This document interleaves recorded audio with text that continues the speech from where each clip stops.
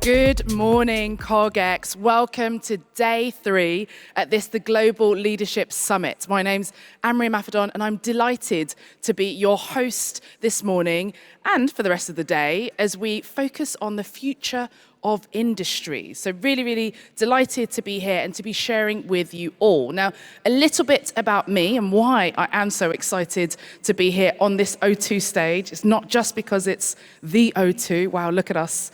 Right, look at the glow up for CogX, but actually because my story starts with curiosity not too far from here. I grew up in East London. It's a photo that we've got up here of me top left, aged about 4 by Stratford, which I'm sure many of you will have passed through coming in here or may have seen at some point in your life. But I remember being incredibly curious about technology, curious about the devices that we had at home and how they worked. I remember taking apart our VCR player. Remember those?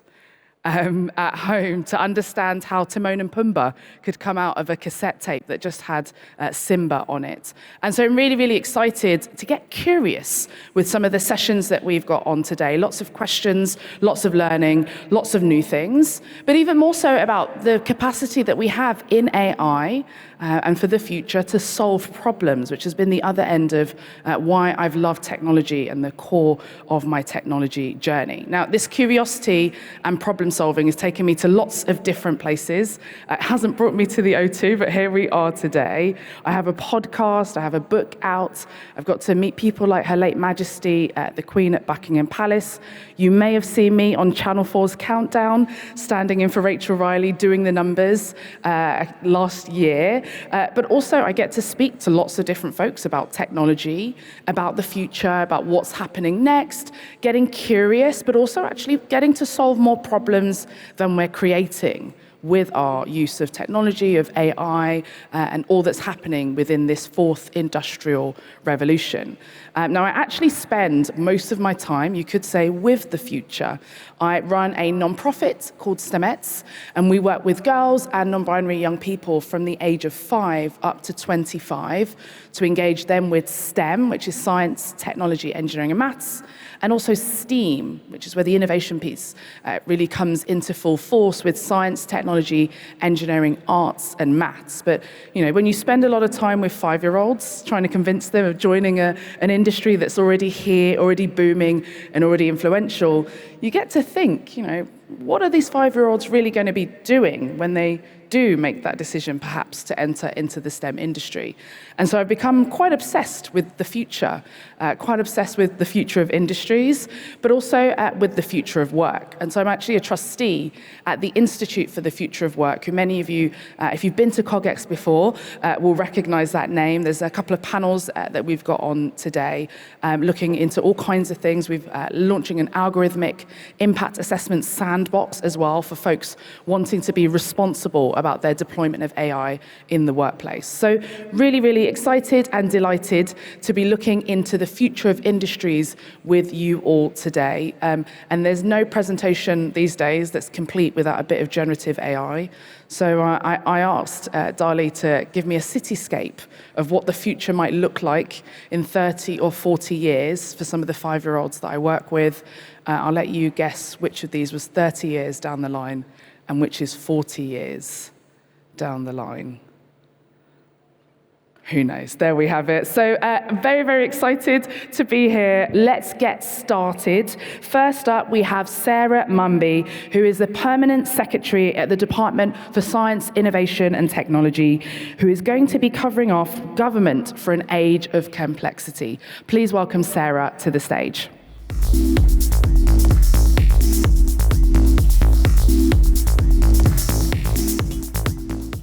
Thank you very much indeed, Anne-Marie, and good morning, CogX. I'll just take a little moment to introduce myself, because you might not be entirely clear on who the Permanent Secretary of the Department for Science, Innovation and Technology really is.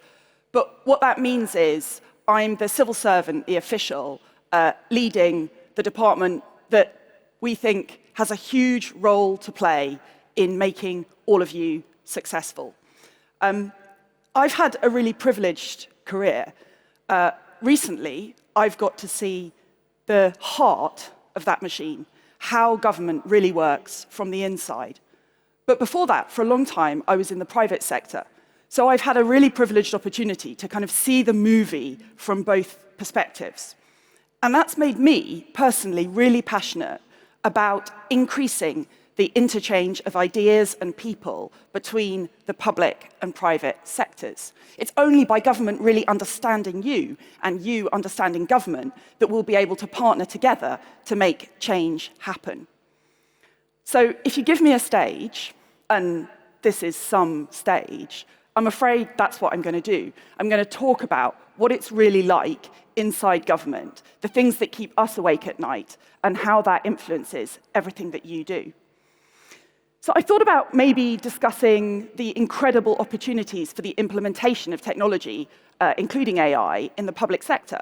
I mean, enormous opportunity to improve public services, save money, and transform lives. But actually, that's not so different from what many of you do in your own lives and businesses.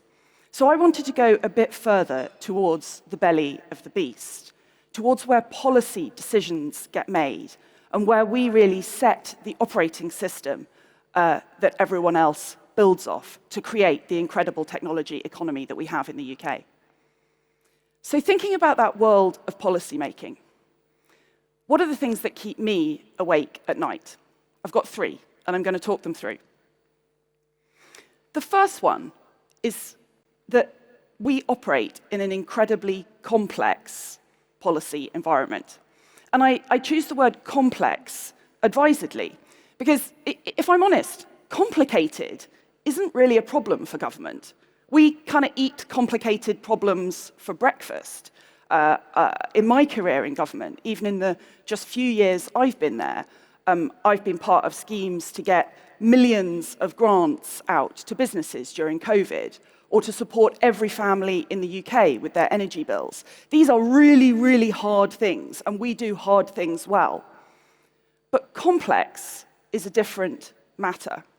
The science and technology system across the UK is a living, breathing animal, and it's hard to manage and handle.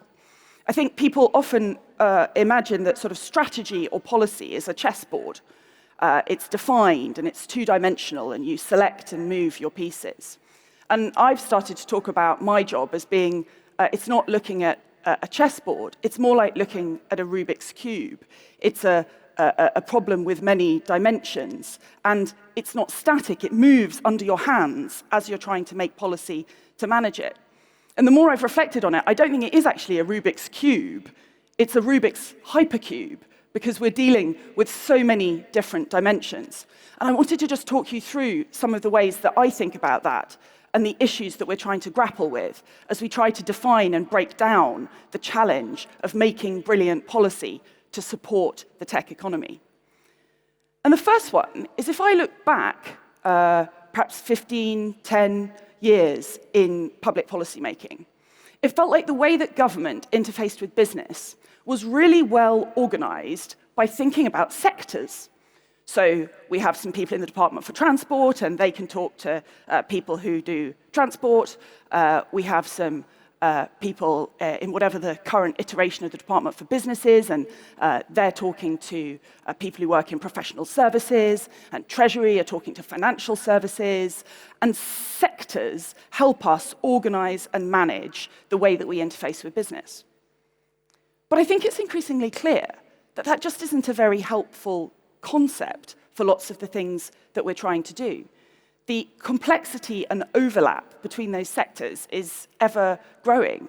Until recently, we had a department that was responsible for, in its name, looking after the digital sector in the UK. And I increasingly think the idea, the very concept of a digital sector in the UK doesn't really make sense when you think about it. Everything is digital. The sectors are increasingly blurring. So as I look at the Rubik's Cube from that dimension, I see the colors shifting and blurring. Another dimension then, you think, okay, sectors, that's got some challenges as a way of looking at this problem. How about I try technologies? And we definitely do that. So one of the first things we did after the creation of the department just over 6 months ago is published our priority technologies for the UK. So we talk about semiconductors, quantum, future telecoms, engineering, biology, and of course AI as critical areas of focus to build the foundations of a tech-enabled economy. But even within those five, and we've already simplified the problem massively, right, to get to that list, even within those five, the boundaries are not clear. And in fact, these technologies are converging and overlapping with each other. If you're trying to develop an incredible solution in engineering biology, you will inevitably be reliant on powerful AI to help you. You will probably be using semiconductors as part of your future manufacturing processes, or quantum sensors to observe what's happening in the systems you create. So even when we look at the technology dimension of the cube, we're dealing with interface and complexity. And that's even before you get into another really important dimension, which is making sure that we're operating at each stage of the funnel. So what I love about my job is you're operating right from the most discovery-driven parts of the science system, where exploratory research is solving problems that we didn't even know we had, right through to truly scaled global companies having an incredible impact on the world. And we need to operate at every stage in that funnel, avoid the valley of death that people often talk about. But you need different tools, there are different stakeholders, different issues as you go through that journey. So you start to see that multi-dimensional cube that we're building as we talk about policy. But that isn't actually that helpful, because it's too complex to really manage and explain. So I think there's two things that we've already done that really help manage this issue of complexity, but there's undoubtedly going to be a lot more to do. The first is actually the creation of the Department for Science, Innovation and Technology. For the first time, we've got in one place in government people who can look at the whole of that cube in one place and try to understand the system and the way it interacts. The second is, alongside publishing the priority technologies that I talked about earlier, we also published for the first time for the UK an integrated science and technology strategy, the Science and Technology Framework. Now, I try not to give homework from these kind of talks, but you might want to look up the Science and Technology Framework if you haven't come across it already, because it explains government's approach to building a science and technology superpower in the UK. And what we've done is talked about the 10 levers that we need to act on to make this a success. So that includes everything from infrastructure through to R&D spending, skills, regulation, and so on. And while that doesn't make the problem of complexity go away, it provides some much-needed clarity. Because as I think about our role in dealing with that complexity, clarity, I think, is what we need to reach for, because that helps with that understanding of what we're trying to do and how it links in to what you're trying to do. So if the first thing that keeps me awake at night is that complex, moving hypercube and complexity, the second one is dynamism. The system we operate on is dynamic. You might say, well, Sarah, that's part of complexity, but I think it deserves a double click. And I choose the word advisedly. You often hear the word volatility used to describe the modern economy. But volatility doesn't capture what I think is a really important aspect of this, which is the incredible scale of opportunity. Change can be amazing, but change is a huge challenge for government. Not for our government, not for any particular government, but for government in general. And I want to just kind of explain two particular reasons why change is the thing that makes things difficult. And the first really goes back to understanding what businesses want from us. I've spent a huge amount of time talking to businesses about what they're looking for from government, and probably the single most commonly said thing is that they would like stability. So please don't always be changing the regulations. Give me some certainty out into the future. Please don't keep reinventing new schemes and new ideas. Take the schemes that you have and give them long-term funding so that I can plan on that basis. Good policy is often stable, but stable policy won't do in a fast-moving technology environment. We need to provide enough stability to let businesses and others plan on the basis of what we do, but enough flexibility and agility to move with the times. So that's the first reason why I think change is a really big challenge. The second is actually what it means for people and skills. If we're going to do the kind of really high-quality work that means setting policy now, particularly if it's going into legislation, that's going to be fit for multiple years in the future, that's what we need to do, that is the challenge that we face, then we need really deep understanding and expertise.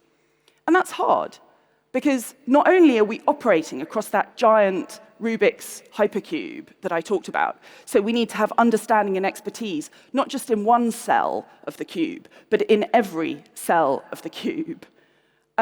But also, the cube is moving under us, so we're constantly needing to update that expertise to try to stay close to the cutting edge. That's really hard. And of course, you've also got to do that within the confines of a public sector people and pay model. So I think the answer to that is interchange. It's making sure that we can listen to people outside, but also really bring them directly into the system. And that's why the department has made secondments and our expert exchange program such a big part of what we do, trying to make sure that we create that dynamic skills system by exchanging people and ideas. But it's not just that.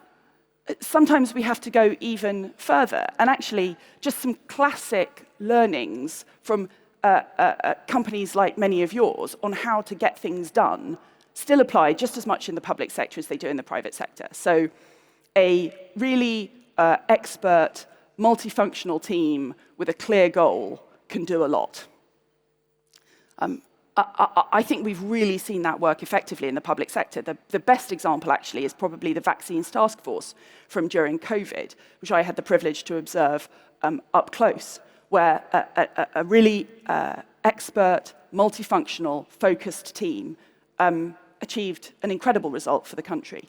So how can we replicate that feeling? Well, at the moment, with the AI Frontier Task Force, that's exactly what we're doing. We're bringing in genuinely leading experts directly into government to work in a focused team on challenges around AI safety. And I think that model has a huge amount of potential as we try to build expertise and agility into our model in order to manage this dynamic system that isn't just changing now, it's going to be ever-changing for the whole of our lives as policymakers.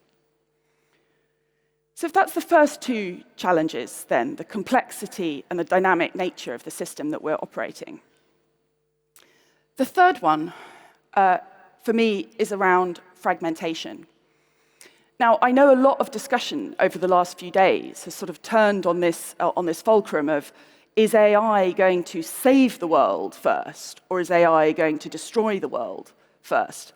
And while that's definitely an important and interesting question, the dynamic is very familiar. Almost every major technological change, every foundational technology is, by its nature, a mix of incredible opportunity and really challenging risk. And we see that across everything that we do. And one of the challenges of being in government is you can't sort of exit a market segment. You can't say, oh, this is like beyond my risk appetite. I'm not getting involved here. In fact, government's job is to run towards the fire. Wherever the biggest fire is, that's where we need to be. So there's no opting out here. We have to deal with the fact that almost everything we do comes with huge challenge, huge risk, but also world-changing, incredible opportunity. We need to be able to embrace the opportunity while managing the risk. And that applies to AI, but it also applies to semiconductors, where we have resilience risks to deal with, or to the work we're doing around the internet and social media, where we're working to try to minimize the harms that come along with those technologies. So this is a very familiar dynamic. The bit of it, though, that really is challenging isn't that. That requires really high-quality work. But it's the consequence of that in the international arena. So countries around the world are all managing this threat and opportunity dynamic in their own different ways, seeking to capture as much share of the opportunity as they can for their own country, while at the same time managing down the threats.